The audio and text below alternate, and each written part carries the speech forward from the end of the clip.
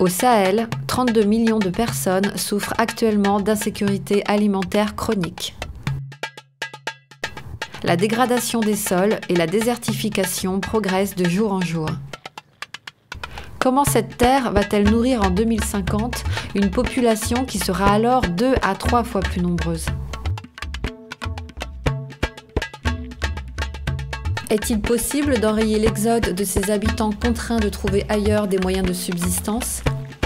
Et comment faire du Sahel un pays de cocagne, un pays où il fait bon vivre?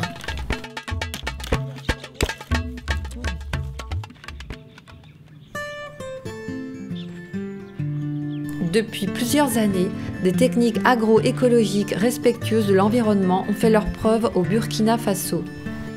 Elles ont permis de récupérer les sols dégradés, d'accroître considérablement les rendements agricoles, tout en réduisant la pénibilité des travaux manuels. Si nous sommes devant cette parcelle où le maïs a cette végétation sans apport de l'engrais chimique, c'est le fruit d'une longue année de mise en pratique des différents éléments des techniques agroécologiques suivies par une combinaison. À l'heure actuelle, on peut dire qu'on n'a pas le choix que de faire d'usage dans cette région-là si on veut vraiment avoir comme aspiration une sécurité alimentaire pour les ménages. Ces techniques simples à mettre en œuvre doivent être diffusées à l'ensemble du Sahel.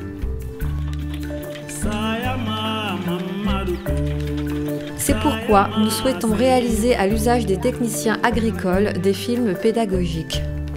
Ils décriront de façon pratique ces techniques agroécologiques et présenteront les résultats obtenus en conditions paysannes.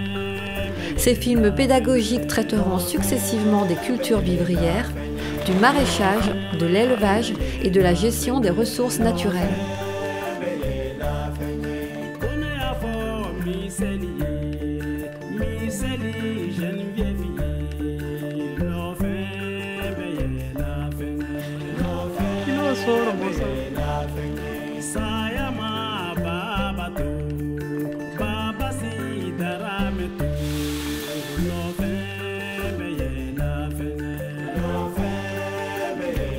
Ici, nous, on ne traite pas avec des pesticides.